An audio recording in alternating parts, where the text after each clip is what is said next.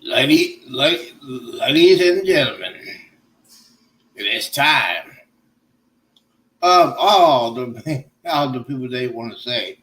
It is time for these prime time. The title of tonight's show is Tgif Talk Pop Up. That means I'm going to be talking about anything you want.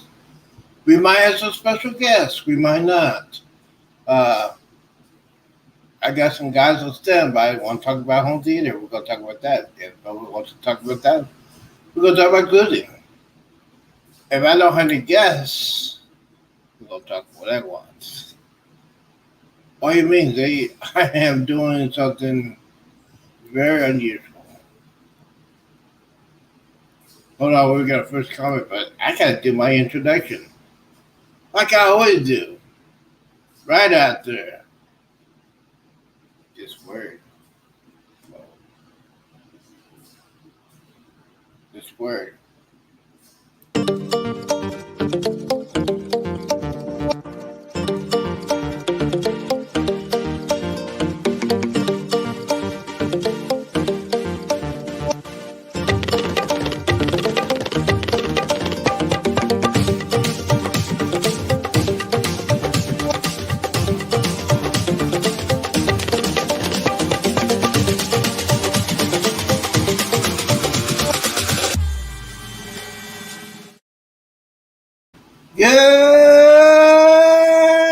Good evening, content creators. Good morning, good afternoon, good evening. Welcome to the show. Today is Friday.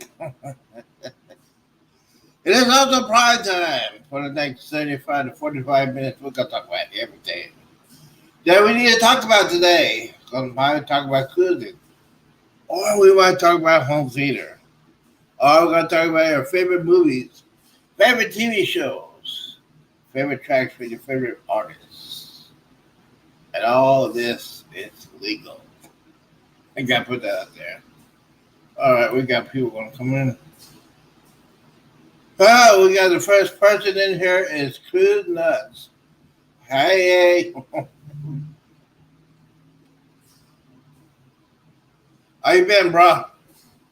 You know what, guys, I want to say this. If you have not checked out Cruise Nuts' page, he is the outdoors man. He is a traveling man.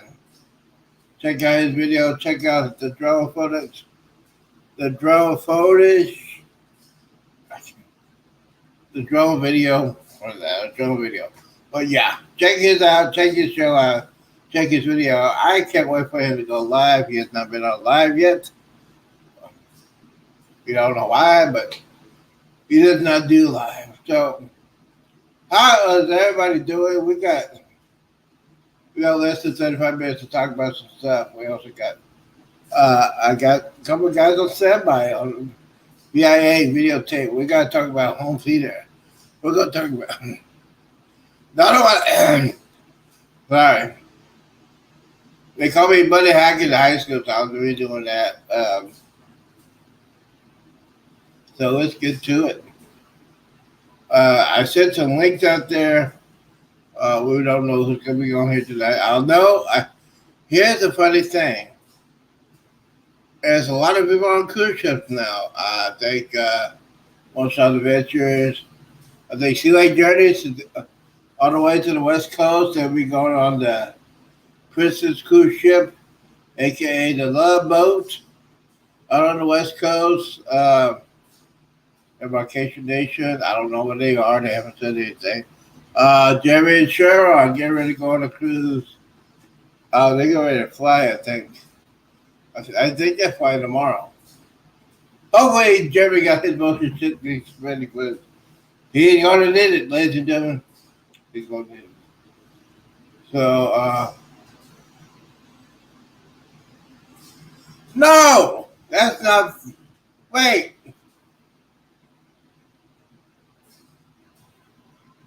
Y'all cruising this weekend without me?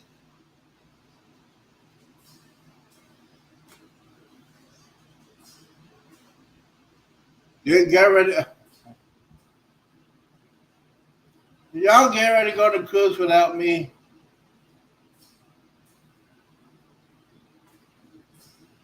I'm depressed. I am totally depressed. I'm not mad at you. How can I be mad at you? You go out to do one thing I like to do. hmm So, cruise nuts. I want to see some videos. You gotta do it live. You got to do it live.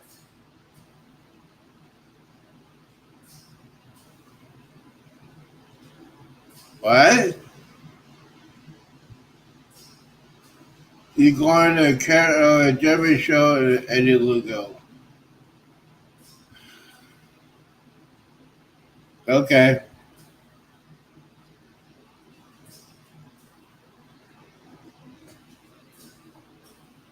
Yeah, everybody's going on the cruise without me.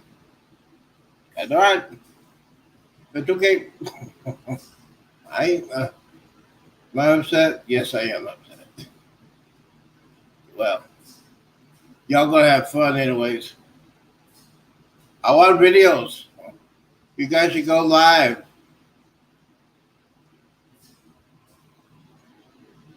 Oh, you'll be live with Eddie tomorrow night. They're not doing a lot.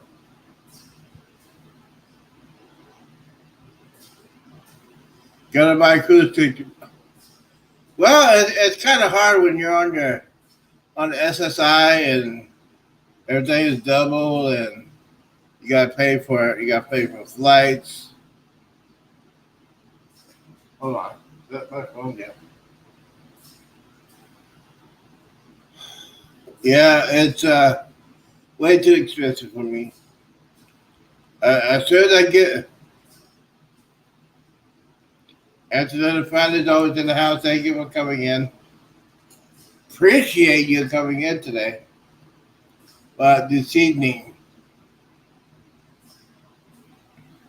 So, guys, since I've been gone for a while, I've been on TikTok. And guys, you know me. When it comes to TikTok and the other stuff I talk about, it's been very, very hectic.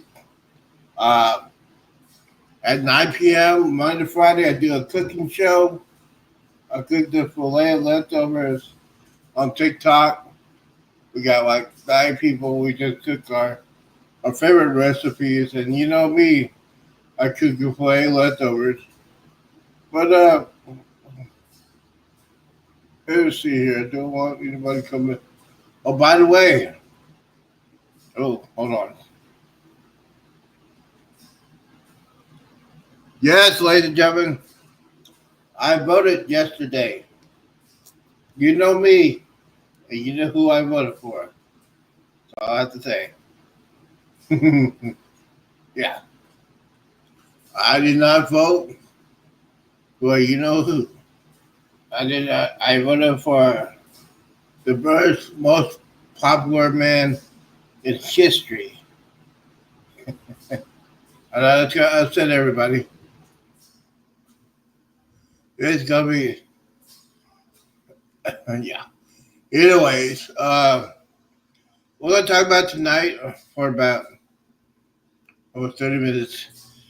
These are for people that have an extra room in a house or apartment, and you say, "Hey, I don't have no kids anymore.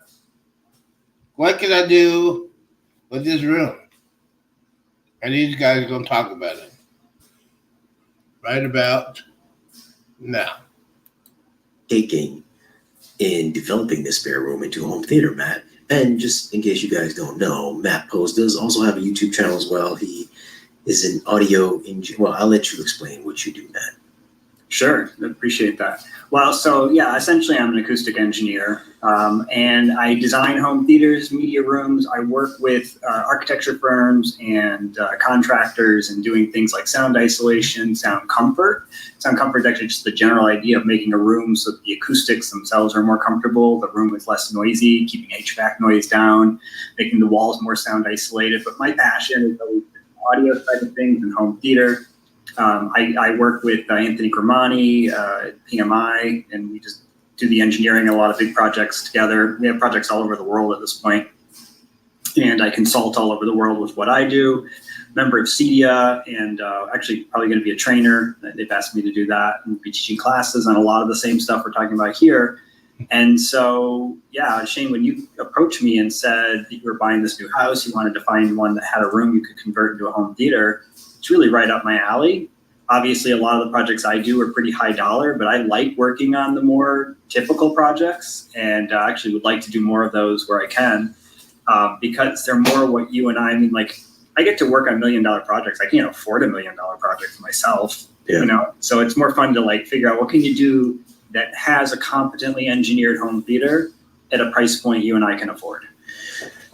You know, it's funny, Matt, is that you just assumed that my small room-ish is not going to be $1 million. I may have misread it. That would take have another conversation. No, I was kidding. He's not $1 million. But so you know my size room. So basically, I think at one point it was a garage. They could convert it into a room. It's actually about 1.5 feet, maybe, about 1.5 feet lower than the rest of the house. So like the foundation of the house, and it kind of drops down, like 2 steps down. So I think my regular ceilings are like, so my regular ceilings here are like 8 feet, but then in the theater it's like 10 feet, 9.5, 10 feet. So I've got a sliding door in the back of the room. Probably should have took some pictures, but I got a sliding door in the back of the room. And then on the front of the house, there's a regular door entrance. And then to the other side, if you're looking at the door, to the right side, there are 2 windows. So I'm going to seal off everything except for the door going into the main house. So obviously we're going to kind of remove the doors, windows, sliding door, kind of frame it out, plywood on the opposite end, some insulation, and then drywall over that to cover up those orifices in the room. Maybe take a step back even and just say, like, so you've taken a space that exists. Lots of people have the same situation. You buy a house, you're not building custom. You find a room that looks big enough to put a theater in, like this one. Often they're called bonus rooms, meaning they don't really have a specific purpose. It's whatever you want to do with it. But you know, who wants a bonus room with no windows and doors? So typically they have that. But the other side of it is, who wants a home theater with extra windows and doors? That ends up making it hard to do light control, sound isolation, etc. So the first step ends up being, okay, you've picked your room. It's not the right room. You have a choice to make. Are you going to put some money into redoing the room correctly? In which case you do exactly what you said. Take those windows out, take the doors out, reframe everything, fix the outside so it looks the way it's supposed to, make the inside then the core shell you need for the theater. The other option is to say, well, I don't want to spend that money. I don't want to put that effort into it. Maybe you want it to be able to be sold as a different, the proper bonus room later down the road. And then in those situations, you just got to find a way to live with those sliding doors and windows.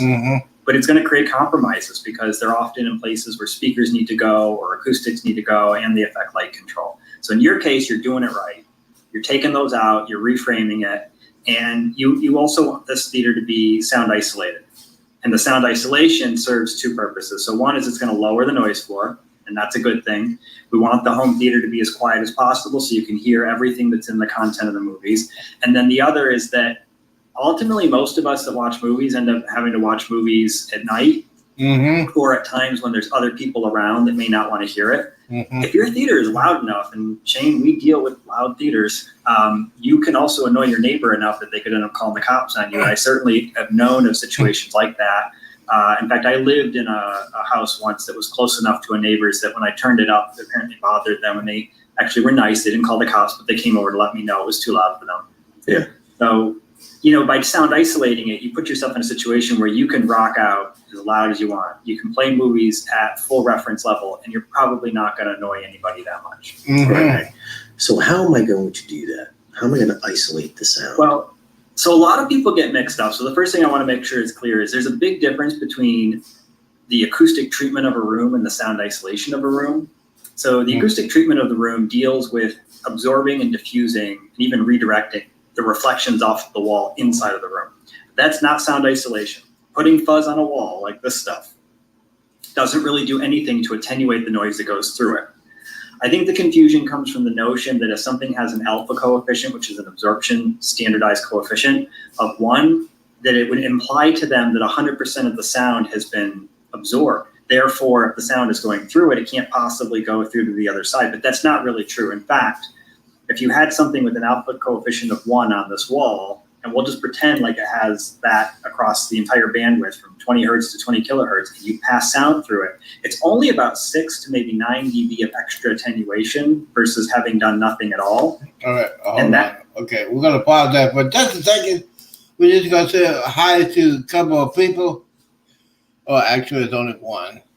Embarkation Nation is always in the house. Thank you. Matthew, a.k.a. Andrew, a.k.a. Little Daddy.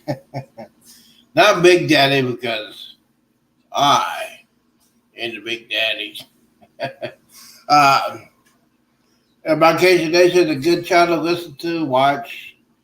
They are rocking down there. They get ready to get married next year.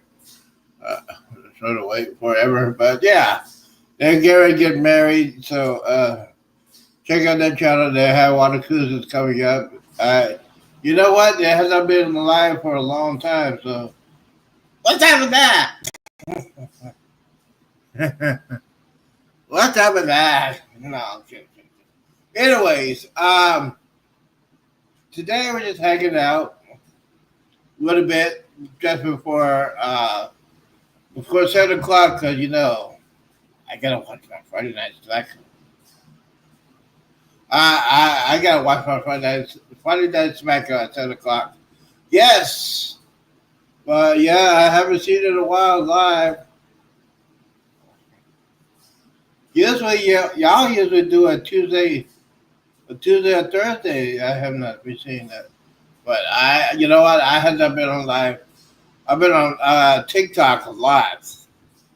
Because it's getting close. It's getting very close to the November 5th, so I'm concentrating on that. I should be concentrating on cruising, but nope. Let's see here. But anyways, thank you for coming in. I'm just double checking here. Sherry's not here. But, well, mostly we're just discussing today a man cave. A man cave. You know what I'm saying? Ladies have the rest of the house. Guys, we need a man cave. We need a man cave. Well, I'm single. I got a man house. But we're talking about guys setting up for a home theater or a studio. And most of these studios, if you're a serious YouTuber, you have your own, serious YouTuber. I'm talking about people who have like 25,000 subscribers. You got to have a studio. You got to have it soundproof. You got to have it as dark as possible. And you got to have multiple mics and all that stuff. But we got a guy, actually got two guys. I'm talking about doing a home theater, making it soundproof. So we're going to come back to there. Or if you're going to come on, I don't see anybody in the background. So we will continue with the special event. Oh, by the way, guys, listen up. Black Friday's coming up. Black Friday or Thanksgiving Thursday. I think I'll make it Thursday. I think since the money issue for the past 3 years is not good for the suppliers, I think Walmart's going to be open. Best Buy's going to be open. All the Target, which I don't go to Target anymore. All the malls. Who goes to the mall? But a lot of YouTubers are going to use the Amazon and Newegg. I was going to do that, but we'll see. All right, we're going to continue.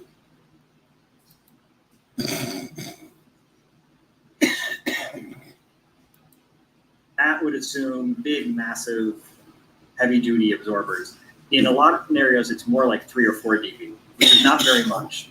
What we really want to see is 20 to 30 dB or more of extra attenuation. Right. And one way to do that is sound isolation techniques, which rely more on mass and decoupling, a little bit damping, and not on absorption or fuzz. So what you do, when you could put extra mass on the wall, some people do that, but you're not going to get a lot out of it. You get 6 dB of extra attenuation for every doubling of the mass. The mass of the whole wall structure, so the outside material, like the plywood, the studs themselves, the insulation that's inside of it, and the drywall. So adding 1 extra layer of drywall does not equal 6 dB of attenuation. It's only like 3 or 4. So really what you should do, which is what you're going to do, Shane, hopefully, is take the drywall down. Because once you've done that, you've opened yourself up for doing everything else right, and you'll get some extra benefit out of it. So Shane, let's start with that. Did you decide to do that, or are you going to try to make do with what you got? Well, since I haven't worked in 2 months, I kind of want to wrap this up ASAP. So taking down the existing drywall might not be the quickest option right now. It would not be the quickest option. Yeah. It is the right option, but it is not the quickest option. All right, so let's talk about that. So we're going to talk about like retrofitting, I guess you can say, really quick retrofit. Yeah. For the normal person. For the normal person. I'm a normal person. I get it. So when you get into a situation like that, then it does get trickier. So there are some things you can do. One thing you could do that could actually provide some benefit over simply adding more drywall, even though it creates what's known as a double leaf or triple leaf effect, is you can actually add decoupling to the surface of the existing drywall and then add a little bit of insulation in there. It wouldn't be a big gap. You're talking like a 1/4 inch to 1/2 inch of gap, and then another layer or 2 really of drywall. So that would be like what I would call the better approach when you can't take the drywall down. That still would be time consuming. The difference between that and ripping the drywall down is maybe an extra day's work, assuming professionals are doing it or people that have done this before. If you really wanted to be super quick about it. That's not me. I'd be doing this myself. Yeah. So the super quick way to do it would be to use something like mass loaded vinyl. You could actually use green glue with the mass loaded vinyl as well, and another layer of 5/8 type X drywall or 2. 2 would be better yet. Or reduces labor, increases cost a little bit. You can go to a STC rated specialty drywall. So Pabco has Quiet Rock. I forget all the different brands, but I know Gold Bond has their own version. There's lots of different brands that make these. And some of these brands even have a retrofit drywall. And the way it works is that the viscoelastic layer is more decoupling than normal. It's one of the reasons why green glue actually has some benefit even on a non-decoupled wall, is that in addition to the damping it provides, it also provides a little bit of spring, which is a little bit of decoupling, and that helps to give you a little bit more. So basically for you, Shane, I would recommend probably doing one of those scenarios where we add a couple of layers, add some damping, try to get some decoupling in there in the form of just a springiness from that compound or something like it. It's not going to give you that 20 or 30 dB, but we may be able to get 6 to 9, and that's certainly better than nothing. Yeah. So talk about the green glue. Like, how many people don't know what green glue is? What is it? It comes in a bottle. It's like caulk. Or a bucket. Or a bucket, yeah. A big bucket if you want. Smear it on. So green glue is a viscoelastic adhesive-like material. It's not an adhesive in the sense that you can glue something together permanently. It's actually designed to never harden. The concept behind it is to create what are called constrained layered damped materials. So if you look at the damping, basically the best way to look at this is that you've got a spring mass system. And the spring in this case becomes the green glue. The green glue actually provides, as I said, a little bit of decoupling between the layers of drywall. And it allows the 2 layers to slip a little bit. Now you're probably going to say, well, how much slipping when you screwed it in? The screws are far enough apart and the material flexes enough that there still is some slipping that takes place. You have to screw it because, as I said, the green glue is not really glued, and it won't actually keep the drywall from completely falling off. And so you'd have issues if you didn't screw it.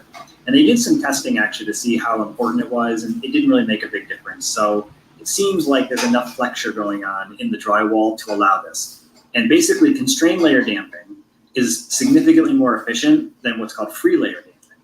So you can use a smaller amount of it and you get way more damping benefit. So damping provides benefit in two of the ranges of the drywall sound isolation. One of them is there's a lower resonant frequency that's related to the air cavity that's in the wall. So it's kind of like in a subwoofer, it's like the FS of the subwoofer. And then at the upper end, there's something called a coincidence frequency, and it damps both of those, and it gives you extra isolation there. And so that helps. In the middle, between those two, it's all mass. The green glue doesn't do really much of anything, except that, as I said, it does provide a little bit of decoupling, the spring part of it. And that extra decoupling helps to isolate more. So basically, green glue is a compound you can add. It's lab tested, it's UL approved, and you can use it in a home. There are other products you could try, but a lot of them have been tested and not found to be as good. And a lot of them were never UL approved for use in or on a wall. And so you run into a problem if you never know what you're going to get. And if your house ever burned down and they found out what you did, you may actually run into problems with insurance. So my recommendation is stick to something like green glue because it's a known product. Right, okay. So so if you are putting green glue between the existing layer of drywall and then new drywall, and then you screw it to the wall, how much torque are you putting on that screw? Is it going to squeeze out the green glue? Well, it's not really a major concern. There probably is going to be some squeezing out, but you put a good amount of green glue on it. And if you're doing a retrofit like this, I would definitely recommend going with, obviously the minimum is 2, but if you can go to 3, it's really a good idea because you're trying to get as much of that spraying as you can. That isn't what the product was designed for, but when they originally tested, I actually talked to the guy who originally tested it, and he told me that there was some extra benefit that was above and beyond what theory said it should do, and it turned out that was the theory, at least, was there was the springiness. So you're going to screw it in all the way. Like you're going to put the screws in just like normal. That they need to actually sit below the surface of the drywall so you can refinish the drywall properly. Yeah, it's going to squeeze a little bit out. None of it's a major concern. It's all part of the design. It's understood. It's tested that way, and it's okay. Got you. Okay. All right. So let's say we do that. Do the green glue. We pick a drywall, and obviously you went through a couple of different types of drywall. And you said the Type X, I think it was, like 5/8. Yeah, that's a heavier, higher density, fire rated drywall, but it's readily available. Yeah, you can go, like I priced it at like Lowe's. It was like, I think like $20 a sheet or something like that, maybe 26. And then there's the acoustic ones, which are pretty hefty. They're like 100, 125 bucks a sheet. Yeah, the benefit is you are getting an engineered piece of drywall that's got higher STC for it, and they actually do often test these for retrofit situations. So you kind of get a sense of what the real world performance is. So it can be worth it. It's also a time saver. I used to look at this as those drywalls are a waste of time because just enough layers of Type X and green glue gives you the same results. But you look at the cost of the project and your time and labor, there's something to be said for an engineer thing to be working with. So they outlawed its use for stuff like that. It's still used for other purposes, so it stops X-rays, and so you can still buy it, but I don't recommend you use it. And mass-loaded vinyl serves a similar purpose. It's a vinyl-like material. All right, hold on. And it's okay. He does the tech stuff. A lot of tech. Let's see here. There we go. I like this guy here. This guy is a brother from a different mother.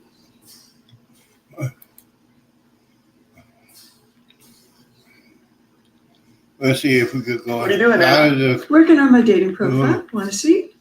I think that's me. Nana, how do you sleep at night? On a Tempur-Pedic mattress I got at Mattress Firm. It's got... All right. Well, congratulations on the move. Thank you, buddy. Your home looks great. My question is, what's your go-to movie to show off your home theater? Again, Hacksaw Ridge is always the one I put in. Demo discs. I have 3 Dolby Atmos demo discs, and then I always choose Ready Player One or Tron. Those are like my go-to. I would like to change that. Those are just movies that I'm familiar with. I would love the desktop site if you do it on your web browser. All right, here we go.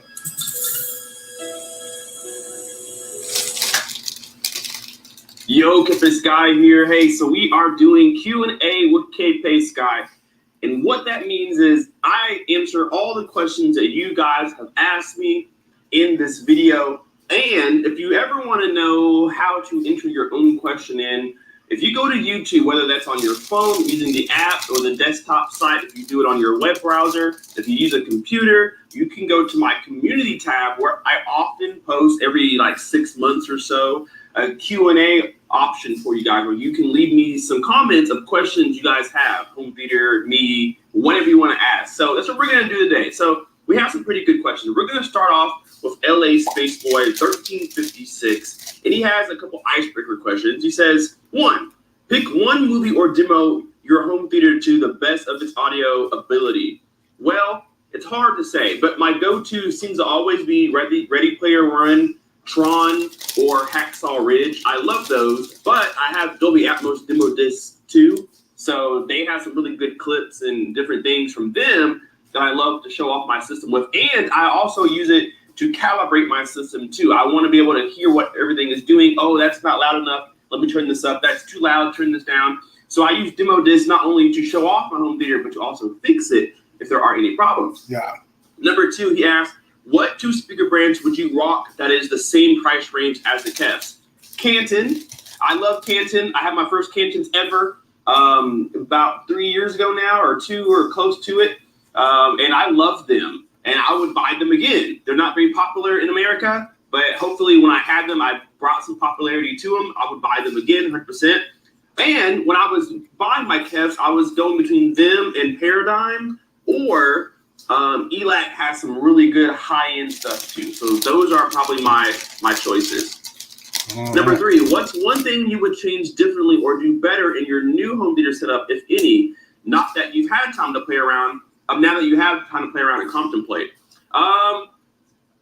It's hard to answer that question because I'm still making improvements. So I'm still changing things now. So I don't really know how to answer that question necessarily. But I do know that I would rather not have home theater seats in my home theater. What? And the reason being is because, yes, my room is small and I live alone, and my girlfriend comes over. So it's really just us watching movies. But I still would rather have like a sectional couch, an L couch, because you would have at least minimum 3 or 4 seats, and it would probably still take up a similar space as far as how I would have it. I would have it pushed against the wall and then a little opening on the right side to walk through. I would probably rather have a couch than a home theater seating because you really only get home theater seats for the movie theater feel. I'd rather have a couch and be cozy than to go for an aesthetic, is kind of my answer to that. Mm-hmm. Now, he asked some question that says it's not home theater related. He says, what's the best advice given to you in life? This is not I kind of give myself this own advice, and it's not my advice. Everybody's heard this, but I've been really living by letting go of what you can't control. It's been a really big part of my life the last year or so.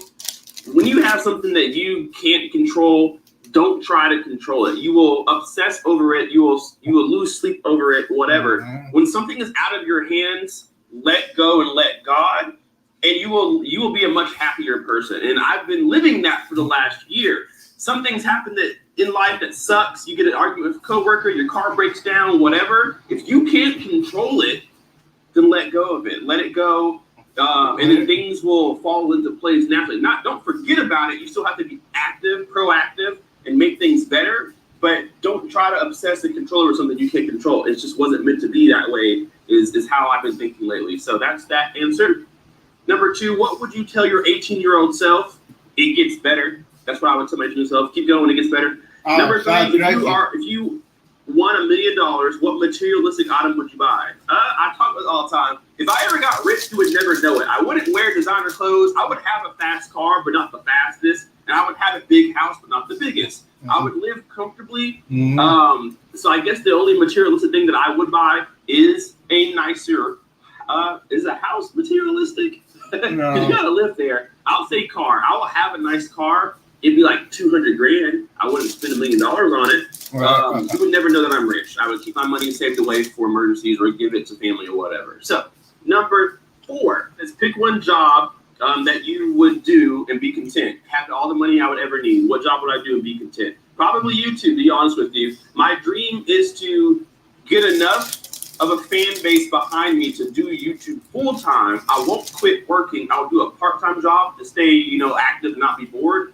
But I hope one day that YouTube is my main income, and I will be completely happy with that. So that's the goal. So good question. Appreciate you. So Patrick Young, 738, kind of asked a similar question. He says, first of all, congratulations on the move.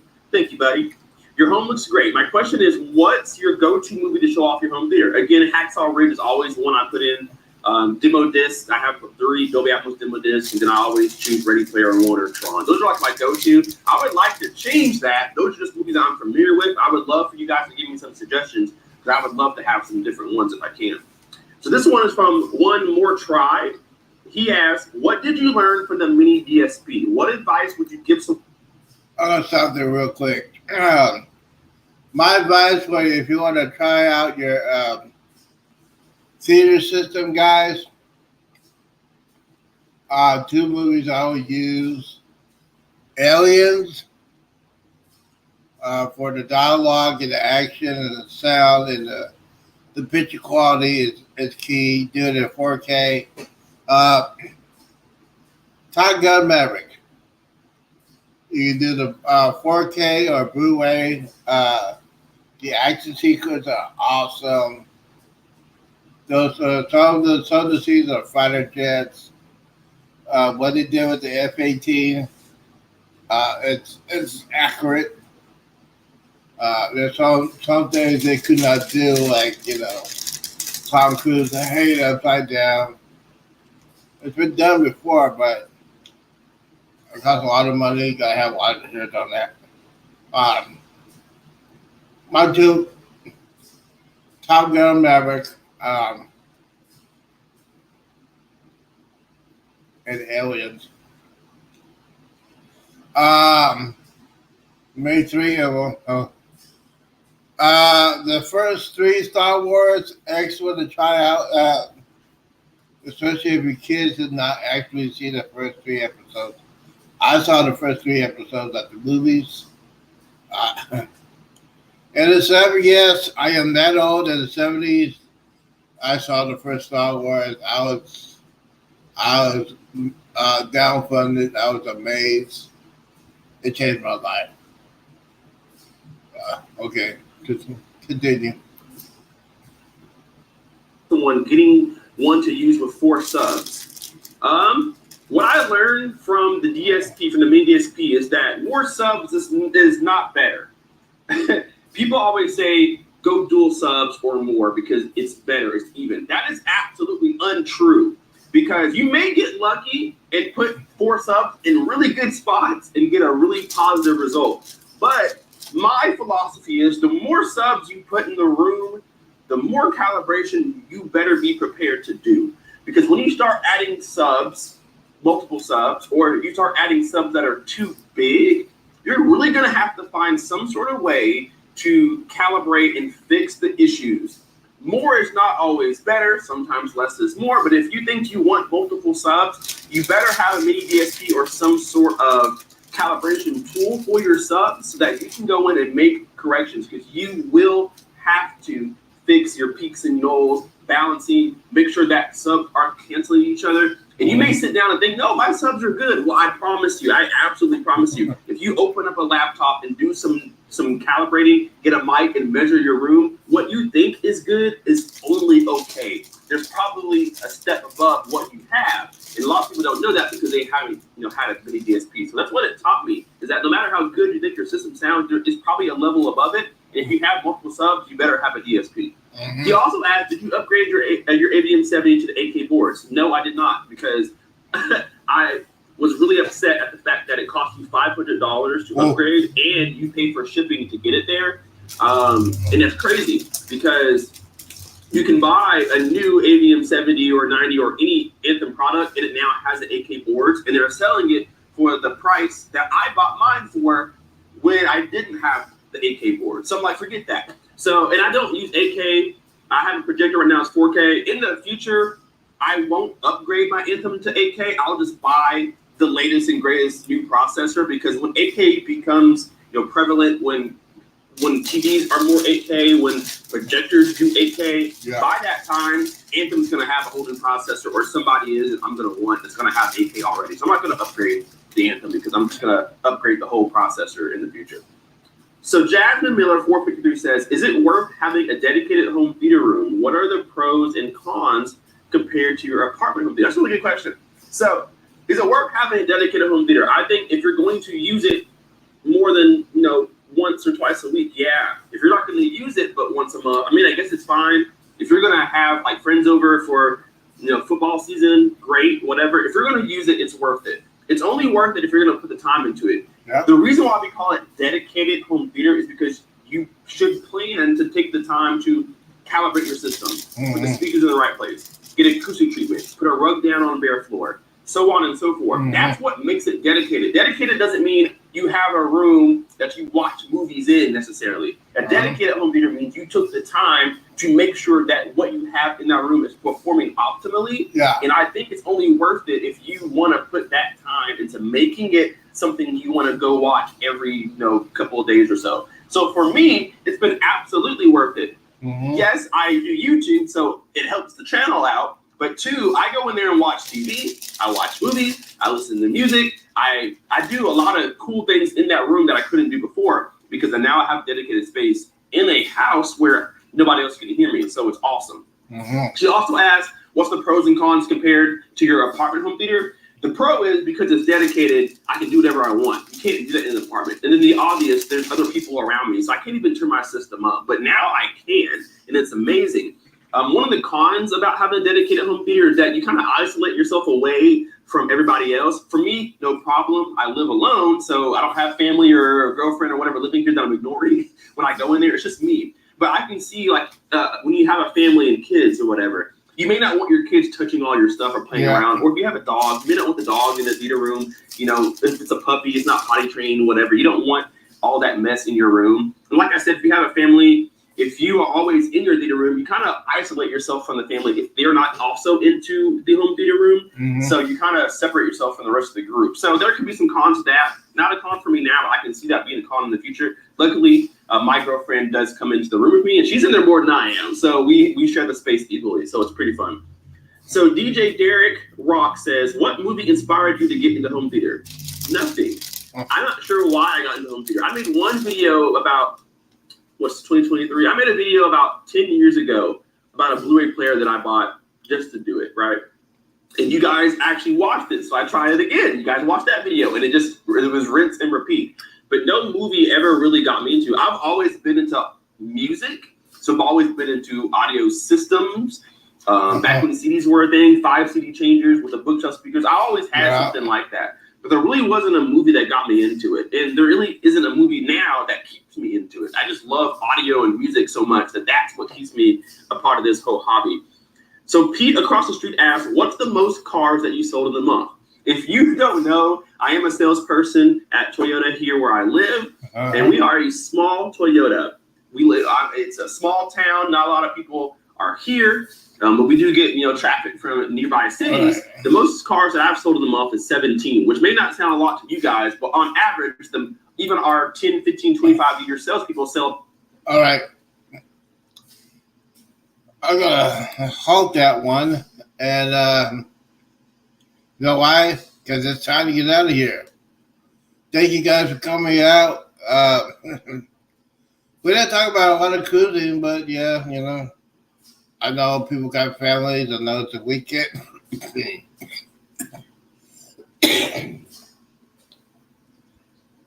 I'll get ready to get out of here. I got to watch some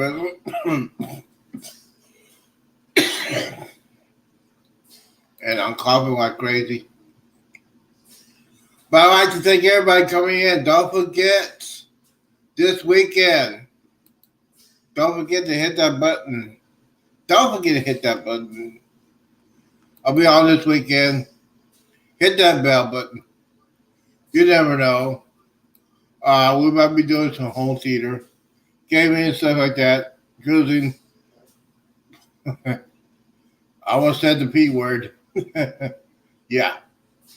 All right. Guys, do not drink and drive. Do not hang around knuckleheads to do it. Always, always, always, always, always drink responsible. Peace out. This is Without.